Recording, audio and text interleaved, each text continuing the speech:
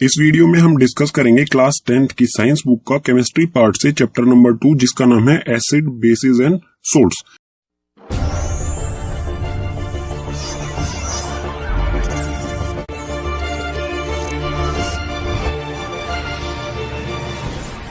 सबसे पहले हम देखेंगे एसिड बेसिस और सोल्ट्स की प्रॉपर्टीज के बारे में ताकि हम पहचान सके कौन सा सब्सटेंस एसिड है, बेस है या सोल्ट है। सबसे पहले एसिड की प्रॉपर्टीज। एसिड क्या होते हैं? दीज आर सोर इन टेस्ट। जो एसिड हैं वो टेस्ट में सोर यानी कि खट्टे होते हैं। Second, they turn blue litmus to red. Acid जो है वो ब्लू लिटमस पेपर को रेड कलर में कन्वर्ट कर देते हैं।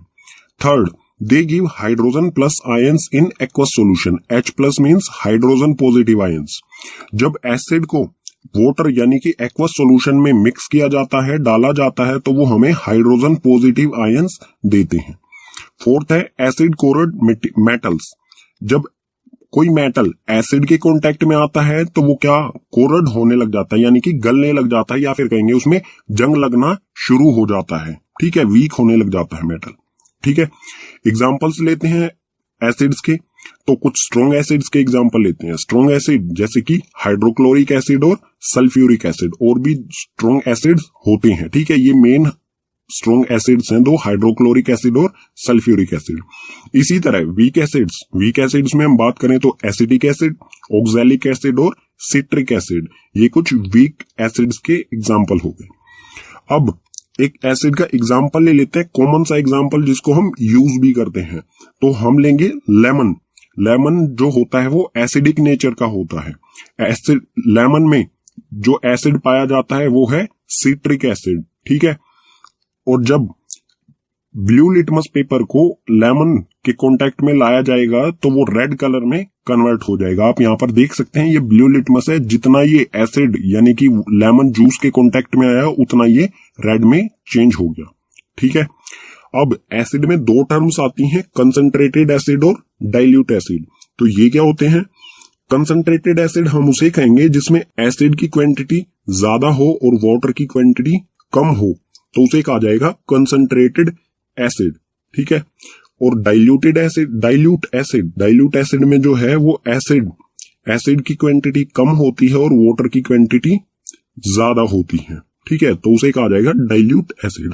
या फिर हम कह सकते हैं कि जो कंसंट्रेटेड एसिड होते हैं अगर इसमें वाटर ऐड कर दिया जाए तो ये डाइल्यूट एसिड में कन्वर्ट हो जाते हैं। ठीक है, अब देखते हैं बेसिस की प्रॉपर्टीज। तो बेसिस क्या होते हैं? These are bitter in taste. Bases जो है वो टेस्ट में बिटर यानी कि कड़वे होते हैं। Second, they turn red litmus to blue. Bases जो होते हैं वो रेड लिटमस को ब्लू में कन्वर्ट कर देते हैं, बिल्कुल एसिड का अपोजिट। एसिड में क्या होता है? ब्लू रेड में कन्वर्ट हो जाता है और बेसिस में रेड लिटमस जो है वो ब्लू में कलर में कन्वर्ट हो जाता है। ठीक है, third, they give OH negative ions in aqueous solution. OH यानी कि हाइड्रोक्सिल भी कह सकते हैं हम इसे, और हाइड्रो ऑक्साइड भी। ठीक है, तो जो बेसिस होते हैं जब उन्हें एक्वस सॉल्यूशन यानी कि वाटर सॉल्यूशन में डाला जाएगा तो वो क्या बनाएंगे? हाइड्रोक्सिल आयंस या फिर हाइड्रो ऑक्साइड आयंस बनाएंगे, नेगेटिव। ठीक है, और ज्यादातर जो बेसिस होते हैं वो सोपी इन टच अगर हम करेंगे किसी ज्यादातर बेसिस को, वो टच में सोपी होते हैं। जिस तरह से सोप होता है उसी तरह से ही ये होते हैं टच में। ठीक है, कुछ एग्जांपल्स लेते हैं बेसिस के। तो स्ट्रॉन्ग बेसिस के कुछ एग्जांपल, NaOH यानी कि सोडियम हाइड्रो ऑक्साइड। सेकंड है KOH यानी कि potassium hydro oxide. Third CaOH2 यानी कि कैल्शियम हाइड्रो ऑक्साइड। तो ये कुछ एग्जांपल्स हो गए हैं स्ट्रॉन्ग बेसिस के। उसके बाद है वीक बेसिस। वीक बेसिस है NH4 यानी कि अमोनिया और OH यानी कि अमोनियम हाइड्रो ऑक्साइड्स। तो ये एक वीक बेस है। अब एक एग्जांपल लेते हैं बेसिस का जो हम कॉमनली यूज करते हैं। तो सोप, जो सोप होता है उसमें एक बेस पाया जाता है NaOH। ठीक है, ये वाला बेस सोप और डिटर्जेंट्स में पाया जाता है। ठीक है, इसी से बने होते हैं सोप और डिटर्जेंट्स ज्यादातर। ठीक है, जो भी सोप होता है जब रेड लिटमस पेपर को आप सोप के कांटेक्ट में लाओगे तो वो किस में कन्वर्ट हो जाएगा? ब्लू में। आप यहां पर देख सकते हैं। ठीक है, ये बिल्कुल रियल इमेज है। ठीक है, अब बेसिस में एक स्पेशल टर्म आती है एल्कलीज। एल्कलीज क्या होते हैं? These are bases which are soluble in water. Alkalis ऐसे बेसिस होते हैं जो वाटर में सोल्यूबल यानी कि मिक्स हो जाते हैं। जैसे हमारी सोप या डिटर्जेंट्स जो होते हैं वो इजीली मिक्स हो जाते हैं, और वो किससे बने होते हैं? NaOH यानी कि सोडियम हाइड्रोक्साइड। तो हम सोडियम हाइड्रोक्साइड को एल्कलीज कह सकते हैं, ठीक है, क्योंकि ये वाटर में इजीली मिक्स हो जाते हैं। पीछे वाले पेजेस पर पढ़ा हमने एसिड और बेसिस की प्रॉपर्टीज के बारे में। तो सपोज कीजिए हमें कोई सब्सटेंस गिवन है X, हमें बताना है कि इसका नेचर कैसा है, एसिडिक नेचर है या बेसिक नेचर है। तो आप कहेंगे कि इसका हम इसे टेस्ट करेंगे, अगर ये टेस्ट में सोर हुआ यानी कि खट्टा हुआ तो हम इसे कहेंगे एसिड, और ये टेस्ट में बिटर यानी कि कड़वा हुआ तो हम कहेंगे इसे बेस। लेकिन केमिस्ट्री में किसी भी सब्सटेंस को टेस्ट करना प्रीफर नहीं किया जाता है, क्योंकि इसके टेस्ट करने से हमारी लाइफ डेंजर में आ सकते है या फिर हमारी हेल्थ को नुकसान पहुंच सकता है, ठीक है। तो इसे टेस्ट नहीं कर सकते, तो हम किस तरह से पता लगाएंगे कि ये एसिड है या बेस है? तो इसका पता लगाने के लिए हम यूज करेंगे इंडिकेटर्स का। इंडिकेटर्स क्या होते हैं?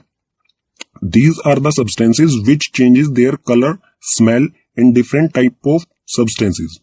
Indicators वो substances होते हैं जो अपना कलर और स्मेल चेंज करते हैं जब ये अलग अलग substances के कांटेक्ट में आते हैं। यानी कि जब ये एसिड के कांटेक्ट में आएंगे तो इसका कलर डिफरेंट होगा, और बेस के कांटेक्ट में आएंगे तो इसका कलर डिफरेंट होगा। इसी तरह से स्मेल भी डिफरेंट होगी जब ये अलग अलग सब्सटेंसेस के कांटेक्ट में आएंगे, ठीक है। अब इंडिकेटर्स के टाइप्स की बात करते हैं। तो टाइप ऑफ इंडिकेटर्स के टोटल 3 टाइप्स होते हैं, ठीक है। तो एक एक करके इन्हें डिस्कस करते हैं। तो इंडिकेटर का फर्स्ट टाइप है नेचुरल इंडिकेटर्स। नेचुरल इंडिकेटर्स क्या होते हैं? Those indicators found in nature in plants called natural indicators. Natural indicators वो इंडिकेटर्स होते हैं जो हमें नेचर या फिर प्लांट से मिलते हैं, तो उन्हें हम कहेंगे नेचुरल इंडिकेटर्स। इसके एग्जांपल्स ले लेते हैं। एग्जांपल्स में सबसे पहला इसका लिटमस। तो लिटमस पेपर के बारे में हम पीछे भी पढ़ चुके हैं। लिटमस पेपर जो कि प्लांट से मिलता है हमें, ठीक है। और ब्लू लिटमस पेपर जब एसिड के कांटेक्ट में आएगा तो ये रेड कलर में कन्वर्ट हो जाता है, ठीक है। इसी तरह से रेड कलर का लिटमस पेपर जब बेस के कांटेक्ट में आएगा तो ये ब्लू कलर में कन्वर्ट हो जाता है, ठीक है। इसी तरह से सेकंड एग्जांपल है टर्मरिक। टर्मरिक यानी कि हल्दी या फिर टर्मरिक कहें जिसे, ये इसका कलर येलो होता है। तो एसिड के कांटेक्ट में जब ये आती है तो इसका कलर येलो ही रहता है, इसके कलर में कोई चेंज नहीं आता है। लेकिन जब टर्मरिक बेस के कांटेक्ट में आएगी तो इसका कलर रेड हो जाता है। इंडिकेटर्स का सेकंड टाइप है सिंथेटिक इंडिकेटर्स। सिंथेटिक इंडिकेटर्स क्या होते हैं? These are chemical substances. ये केमिकल सब्सटेंसेस होते हैं, यानी कि इन्हें लेबोरेटरी में प्रिपेयर किया जाता है। इसके एग्जांपल के बारे में बात करते हैं। इसका फर्स्ट एग्जांपल है मिथिलीन ऑरेंज। मिथिलीन ऑरेंज जब एसिड के कांटेक्ट में आएगा तो इसका कलर हो जाता है रेड, ठीक है।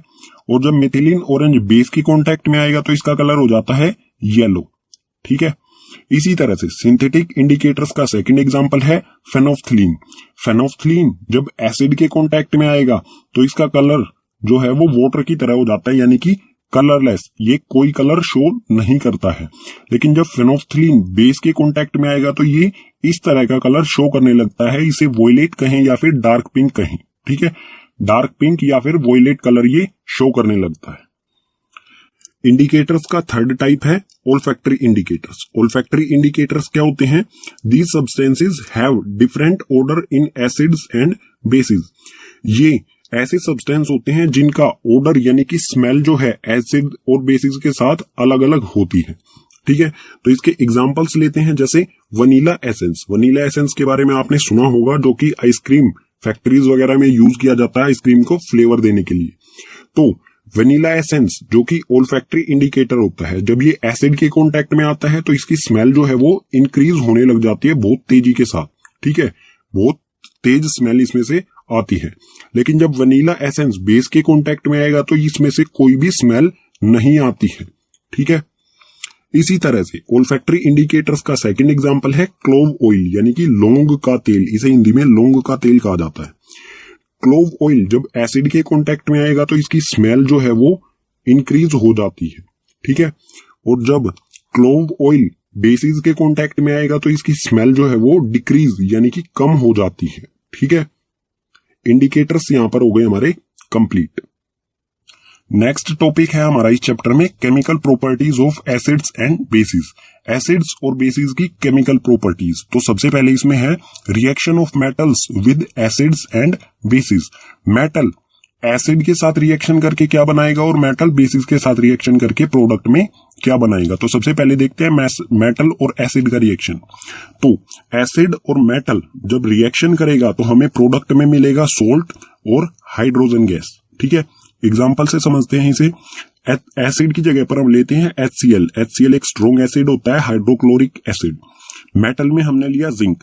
जब जिंक को HCl में डाला जाएगा तो ये हमें प्रोडक्ट क्या देगा, ZnCl और हाइड्रोजन गैस। ठीक है, और यहां पर आप ये भी देख सकते हैं कि Zn यहां पर है। Zn ने HCl में से H को ही रिमूव कर दिया, यानी कि इसे डिस्प्लेस कर दिया और ये H की जगह खुद आके ZnCl बनाता है। तो ये किस तरह का रिएक्शन हुआ, डिस्प्लेसमेंट रिएक्शन। ठीक है, और ये ZnCl जिंक क्लोराइड ये एक सोल्ट होता है। ठीक है, और हाइड्रोजन गैस इसमें से रिलीज होगी।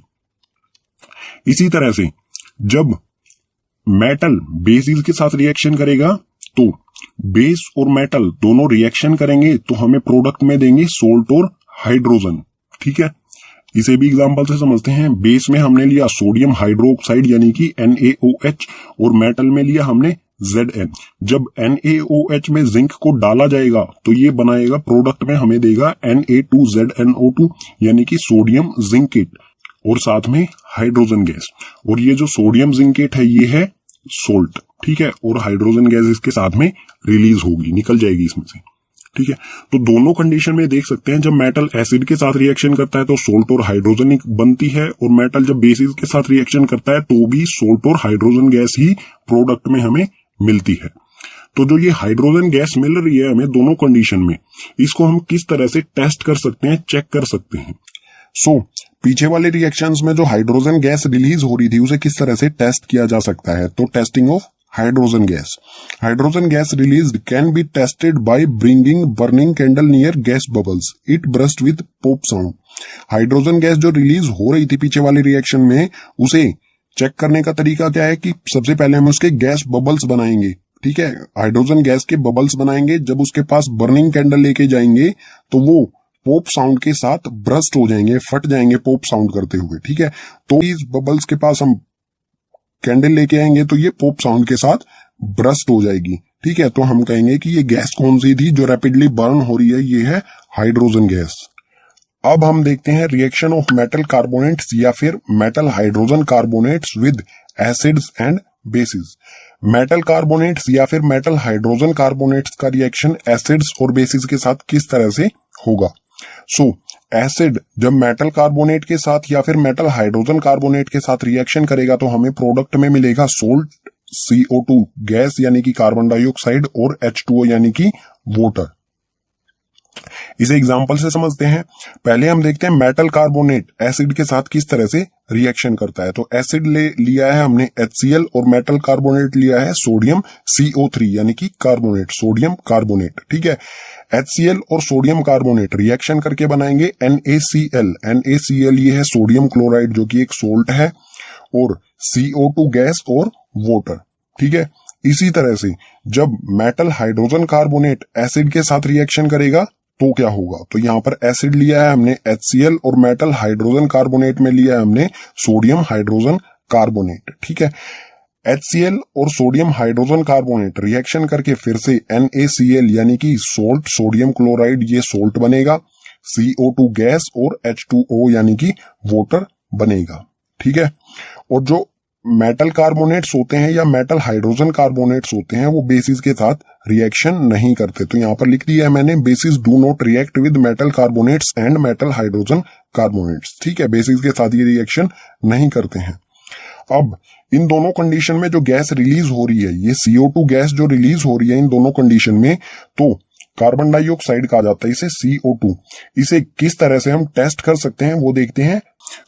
टेस्टिंग ऑफ CO2 यानी कि कार्बन डाइऑक्साइड का test. CO2 can be tested by passing it through lime water. CO2 को टेस्ट किया जा सकता है उसे लाइम वाटर से गुजार के। सो लाइम वाटर होता है CaOH यानी कि कैल्शियम हाइड्रो ऑक्साइड, ये होता है लाइम वाटर। जब इसमें से कार्बन डाइऑक्साइड गैस को पास करेंगे तो ये प्रोडक्ट में बनाएगा CaCO3 और H2O। और जो ये सोल्यूशन होता है CaOH, ये जो है कलरलेस सोल्यूशन होता है, यानी कि वाटर की तरह देखने में हमें ये कलरलेस, जिसका कोई कलर नहीं होता है, ठीक है। जब इससे में से CO2 को पास किया जाएगा तो ये मिल्की हो जाता है, यानी कि व्हाइट कलर का सोल्यूशन हो जाएगा, ठीक है। तो ये बनेगा CaCO3 मिल्की, ठीक है। अब इसमें से और भी CO2, हम अभी भी इसमें से लगातार CO2 पास कर रहे हैं। जब ये प्रोडक्ट हमें बन जाता है तो ये CaCO3 और H2O, ये आ गया यहाँ पर CaCO3 और H2O। अभी भी हम इसमें से CO2 यानी कि कार्बन डाइऑक्साइड को पास कर रहे हैं, तो ये प्रोडक्ट में बनाएगा फिर आगे जाके CaHCO3 calcium hydrocarbonate. Calcium hydrocarbonate जो होता है ये भी कलरलेस होता है।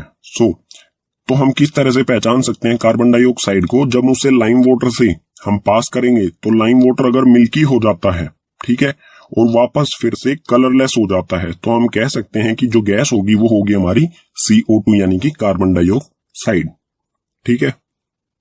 एसिड्स एंड बेसिस की नेक्स्ट केमिकल प्रॉपर्टी है reaction of acids and bases with each other, कि कोई भी एसिड और बेसिस दोनों मिलकर रिएक्शन करेंगे तो क्या बनाएंगे, ठीक है। तो कोई भी एसिड और बेस ये दोनों रिएक्शन करके हमेशा हर कंडीशन में क्या बनाएंगे? सोल्ट और H2O यानी कि वाटर बनाएंगे, ठीक है। एग्जांपल ले लेते हैं इसका। एसिड हमने लिया है HCl और बेस में लिया है हमने NaOH, हाइड्रोक्लोरिक एसिड और सोडियम हाइड्रोक्साइड। ये दोनों रिएक्शन करेंगे तो बनेगा NaCl यानी कि सोडियम क्लोराइड और प्लस में H2O यानी कि वाटर। जो ये NaCl होता है ये होता है सोल्ट और वाटर एज इट इज बनेगा ही सभी कंडीशन में, ठीक है। और इस तरह का रिएक्शन जिसमें एसिड और बेस मिलकर सोल्ट और H2O बनाए, इस तरह के रिएक्शन को कहा जाता है न्यूट्रलाइजेशन रिएक्शन, जिसकी डेफिनेशन मैंने यहां पर लिख दी है, तो इसे पढ़ लेते हैं एक बार।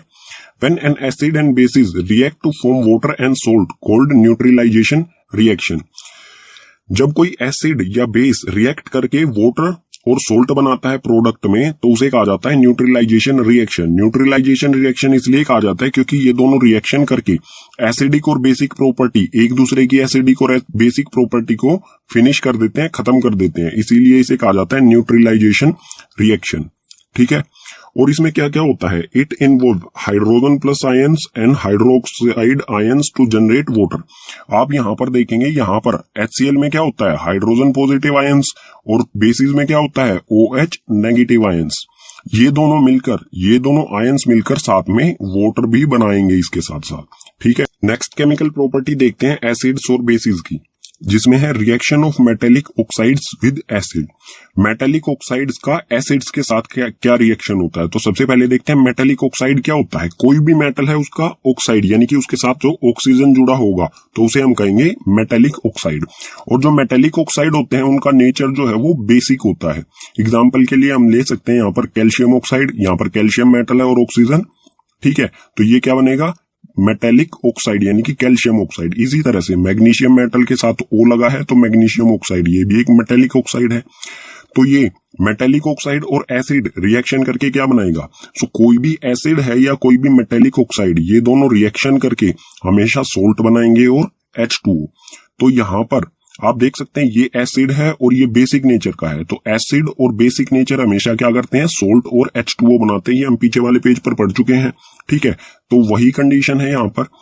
तो इसका एग्जाम्पल यहाँ पर नहीं लिखा हुआ है, मैं लिख देता हूं। तो एसिड में ले लेते हैं हम HCl एसिड, और मेटेलिक ऑक्साइड ले लेते हैं CaO। एसिड आ गया HCl और CaO आ गया हमारा मेटेलिक ऑक्साइड। तो HCl और CaO रिएक्शन करके बनाएंगे CaCl कैल्शियम क्लोराइड, CaCl2 और प्लस में H2O। इस चीज का ये निर्माण करेंगे। प्रोडक्ट में हमें मिलेगा कैल्शियम क्लोराइड जो कि एक सोल्ट है और H2O वाटर।